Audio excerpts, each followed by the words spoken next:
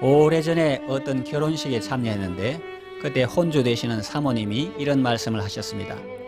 아들의 결혼을 앞두고 어떻게 해야 할지 막막했는데 하나님께 기도했더니 하나님께서 다 이루어 주셨습니다. 이 자리에 계신 분 중에 혹 자녀 결혼을 위해 걱정하는 분이 있으면 하나님께 기도해 보세요. 그러면 여러분도 그것을 체험하게 될 것입니다. 저는 최근에 제 아들과 딸의 결혼식을 치르면서 그 말을 실감하게 되었습니다.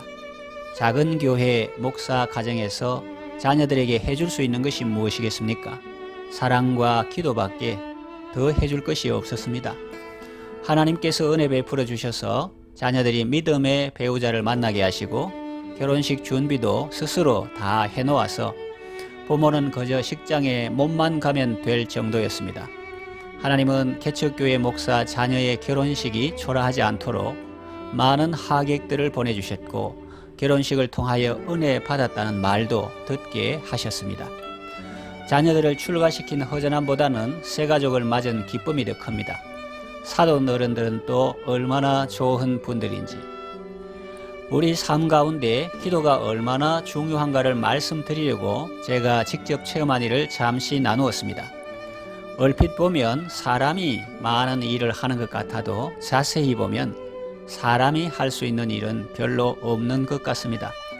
좋은 일도 그렇고 나쁜 일도 그런 것 같습니다.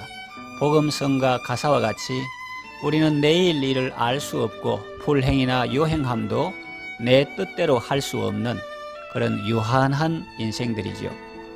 그런데 하나님께 기도하면 무한하신 하나님께서 은혜를 베풀어 주십니다. 그래서 좋은 일도 경험하게 하시고 안 좋은 일도 하나님께서 다 막아주시는 것을 체험하게 되는 것입니다. 본문에 나오는 다윗의 경우는 하나님께서 그의 기도를 들으시고 그의 원수들과 악인들을 물리쳐 주시고 그를 구원해 주신 내용입니다. 자기 힘과 지혜로 어떻게 해볼 수 없는 그런 위기를 만났는데 하나님께 기도했더니 하나님께서 그의 기도를 들으시고 응답해 주셨다는 거죠. 시편 3편은 다윗이 그의 아들 압살롬을 피할 때에 지은 시입니다. 다윗은 그의 대적이 어찌 그리 많은지 일어나 그를 치는 자가 많음을 하나님께 아뢰고 있습니다. 소년 시절에는 사자와 곰이 그를 대적하여 일어났고 젊은 시절에는 블레셋을 비롯한 많은 적군들이 그를 대적했고 심지어는 다윗의 장인이요 이스라엘의 왕인 사울이 그를 죽이려고 했습니다. 그런데 이제는 자기 몸에서 난 아들 압살롬이 자기를 대적하여 일어난 겁니다. 그리고 많은 무리들이 그 반역에 가담했습니다. 그 중에는 천하의 모사라고 일컬어지는 아히도벨도 있었습니다.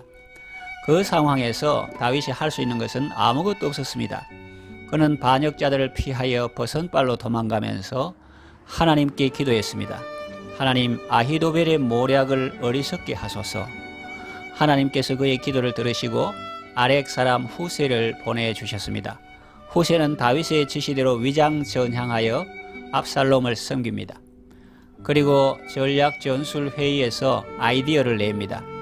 하나님께서 역사하셔서 아히도벨의 모략은 파괴되고 후세의 모략이 채택되었습니다. 아히도벨은 반역이 성공하지 못할 것을 직감하고 고향에 돌아가 집을 정리하고 스스로 죽음을 맞이합니다. 결국 압살롬의 반역은 실패하고 다윗은 다시 궁으로 돌아옵니다. 기도는 영적 전쟁을 하는 성도에게 있어서 최고의 무기와 같고 최신식 무기와 같습니다. 군대가 성능이 좋은 신무기를 개발하거나 많은 비용을 들여서 구입하고 또 군사들을 훈련시켜 정예병으로 만드는 것은 물론 중요합니다. 그러나 그와 함께 더욱 중요한 것은 하나님의 도우심입니다. 하나님이 도와주시면 다른 것 좀 시원찮아도 승리할 수 있고 하나님이 도와주시지 않으면 아무리 무기가 좋고 군대가 강하다 해도 전쟁에서 이길 수 없습니다. 나폴레옹 보세요. 포병이 유명했지만 비가 오고 땅이 지니 포가 오히려 무거운 짐만 되었지 않습니까? 히틀러 보세요.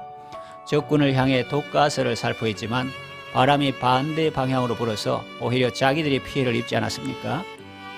사람이 자기 할 일을 안 해도 된다는 말은 결코 아닙니다. 여러분이 할 수 있는 최선을 다하십시오. 그러나 여러분이 할 수 없는 일이 있습니다. 그때는 하나님을 깨우십시오.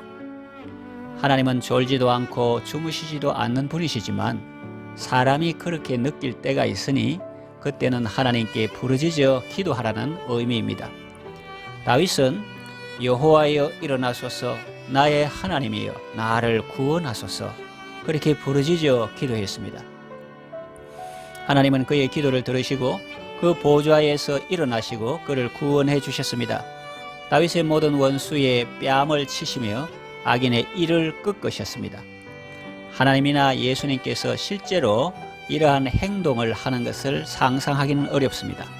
다만 인간인 우리가 이해하기 쉽도록 이렇게 표현한 것 아니겠습니까? 이 표현이 상징하는 바는 실제 삶 속에서 이루어졌습니다. 하나님은 의인의 모든 원수의 뺨을 치셨습니다. 그들을 꾸짖고 책망하셨습니다. 그리고 악인의 이를 꺾으셨습니다. 짐승의 경우라면 이빨로 공격하지 못하게 하셨고 사람의 경우라면 악담을 퍼붓지 못하게 하셨습니다. 다윗이 피난 갈 때 베냐민 사람 게라의 아들 시므이는 악독한 말로 다윗을 저주하였습니다. 그러나 다윗이 황궁할 때 그는 다윗에게 용서를 빌었습니다. 구원은 하나님께 있습니다. 승리는 하나님께 있습니다. 인생길을 걸어가다가 감당할 수 없는 큰 일을 만났을 때 하나님께 기도하시고 하나님의 도우심을 받으시기 바랍니다.